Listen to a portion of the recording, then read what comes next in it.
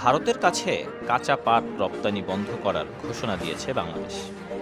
গতকাল সন্ধ্যায় বাংলাদেশের বাণিজ্য উপদেষ্টা শেখ বশিরউদ্দিন আনুষ্ঠানিকভাবে ভারতে কাঁচা পাট রপ্তানির ওপর নিষেধাজ্ঞা আরোপ করেন।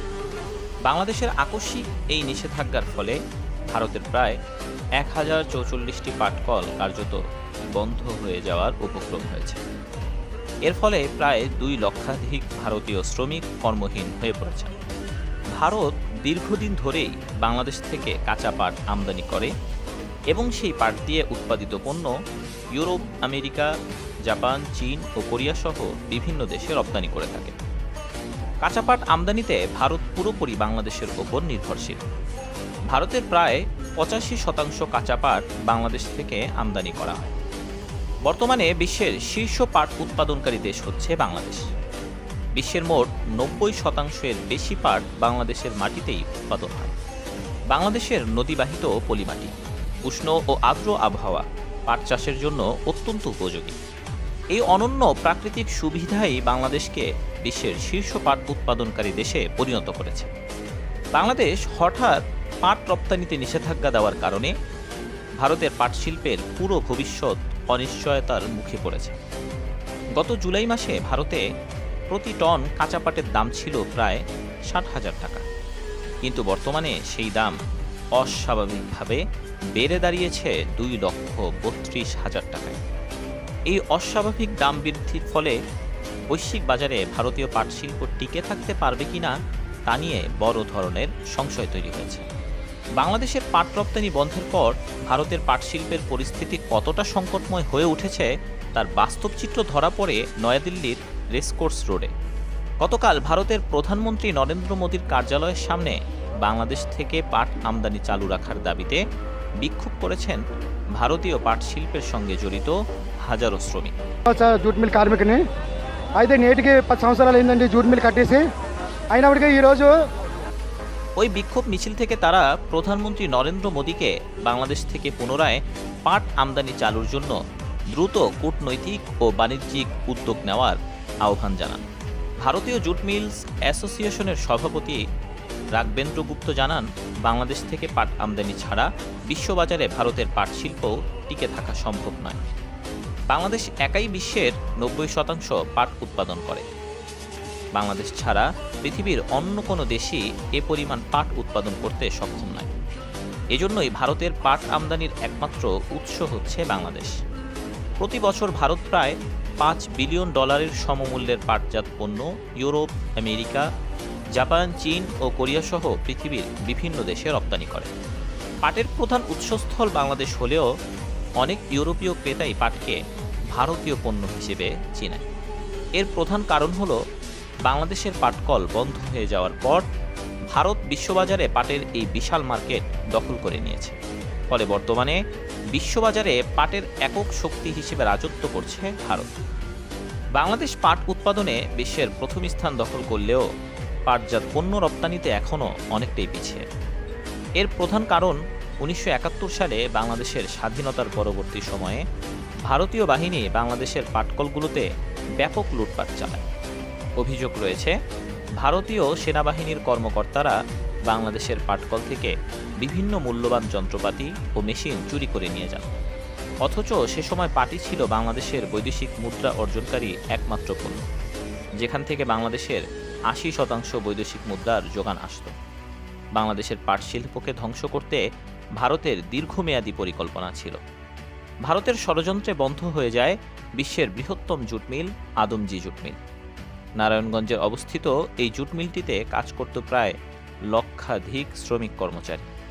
বাংলাদেশের রাষ্ট্রায়ত্ত পাটকলগুলো বন্ধ হওয়ার ফলে ব্যাপকভাবে লাভবান হয়েছে ভারত। তবে অন্তর্বর্তী সরকার আবারও পাটকলগুলো পুনরায় চালুর উদ্যোগ গ্রহণ করেছে। ইতিমধ্যেই বাংলাদেশের পাট শিল্পে বড় ধরনের বিনিয়োগের ঘোষণা দিয়েছে চীন। চীনের আধুনিক প্রযুক্তি ও উন্নত প্রক্রিয়াকরণ ব্যবস্থার সহায়তায় যদি বাংলাদেশের বন্ধ হয়ে যাওয়া পাট শিল্পগুলো পুনরায় চালু করা হয়, তাহলে বাংলাদেশ খুব অল্প সময়ের মধ্যে বিশ্ববাজারে তার হারানো অবস্থান পুনরুদ্ধার করতে সক্ষম হবে। আন্তর্জাতিক বাজারে দীর্ঘদিন ধরে পাটজাত পণ্যের প্রধান সরবরাহকারী হিসেবে ভারতের একচেটিয়া আধিপত্য বিদ্যমান থাকলেও চীনের এই বিনিয়োগ বাংলাদেশের জন্য একটি নতুন সুযোগ সৃষ্টি করতে পারে। এর ফলে বাংলাদেশ পুনরায় বিশ্ববাজারে ভারতীয় পাট শিল্পকে টেক্কা দিতে পারবে। এছাড়াও চীনের পাশাপাশি পাকিস্তানও বাংলাদেশের পাট শিল্পে বড় অঙ্কের বিনিয়োগের ঘোষণা দিয়েছে। এর পেছনে অন্যতম কারণ হল পাকিস্তান বিশ্বের শীর্ষ পাট আমদানিকারক দেশগুলোর একটি। পাট শিল্পে দেশটির দীর্ঘ অভিজ্ঞতা রয়েছে। 1950 সালে পাকিস্তানের ধন্যাঢ্য আদমজি পরিবারের দুই ভাই ওয়াহেদ আদমজি ও জাকারিয়া আদমজি যৌথভাবে বাংলাদেশের বৃহত্তম আদমজি জুট মিল প্রতিষ্ঠা করেন নারায়ণগঞ্জের শীতলক্ষার তীরে সিদ্দিরগঞ্জের সুবিলপাড়ায়। 297 একর জমির ওপর গড়ে ওঠে এই ঐতিহ্যবাহী জুট মিল। 1951 সালের 12 ডিসেম্বর 1700 হেসিয়ান ও 1000 শেকিং লুম দিয়ে শুরু হয় এই জুট মিলের উৎপাদন। সে সময় প্রতি বছর প্রায় 60 কোটি টাকার বৈদেশিক মুদ্রা আয় হতো এই মিলটি থেকে। একই বছর উৎপাদন বাড়ানোর জন্য বসানো হয় 3300টি তাঁতকল। আদমজি জুট মিলের উৎপাদিত চট, কার্পেট সহ অন্যান্য পণ্য দেশীয় চাহিদা মেটানোর পাশাপাশি রপ্তানি হতে শুরু করে ভারত, চীন, কানাডা, যুক্তরাষ্ট্র, থাইল্যান্ড ও ইউরোপের বিভিন্ন দেশে।